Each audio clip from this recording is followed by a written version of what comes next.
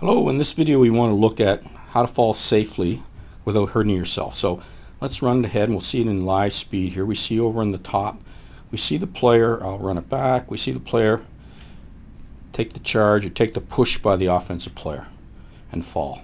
Let's look at it again in slow motion up close. So here we can see the player for the USA and the player for Spain on offense with the ball. And you can see that the Spanish player does a space pivot where she really throws her body, she throws her body into the defensive player. So let's look at some of the good things. First of all, look at this excellent defensive position. I'm going to draw a couple lines so we can see that we have a good hip hinge. And notice I can tell it's a hip hinge because of the straightness of the shin. She's not doing a knee squat, she's doing a hip squat. This is excellent defensive positioning. Now we run it ahead. We'll clear that out. Here's where the charge takes place, and this is what we don't want to see. The first thing we see our defender do is extension. She extends the hip. So you can again see right here, she's made an extension.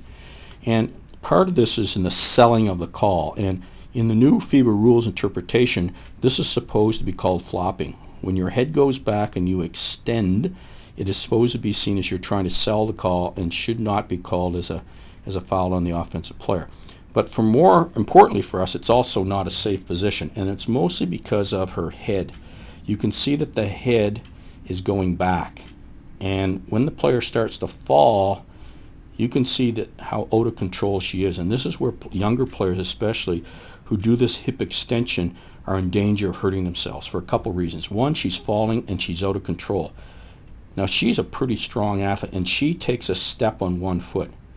Now this step here is a dangerous step for a younger player too, because a lot of times injuries occur when you do movements that your body's not used to.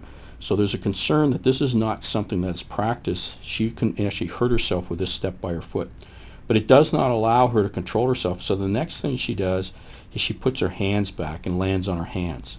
Again, for younger players who are developing especially, this again can lead to a problem with some broken bones, or there's certain bones in our wrists that can be injured and take very, very long time to heal if there's a trauma to them. So ideally we wanted her, when she was all the way back here, I'll go back, when she was in this good hip hinge, she should just continue from this hip hinge right here on the contact and do a squat where she lands on her backside or her gluteus maximus. And then we see it right here. She can then land, so the first contact is on her backside, and then you can see her sliding. I love this idea that she's sliding.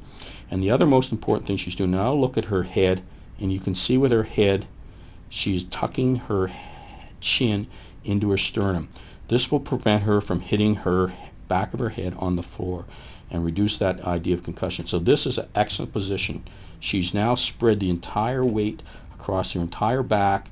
Her head is tucked in, her wrists are off the floor, and she's not going to injure herself in this position. So this would have been a perfect example of a good fall safely, as long as she didn't sell it with the hip extension and had it just fallen from the good hip hinge to begin with.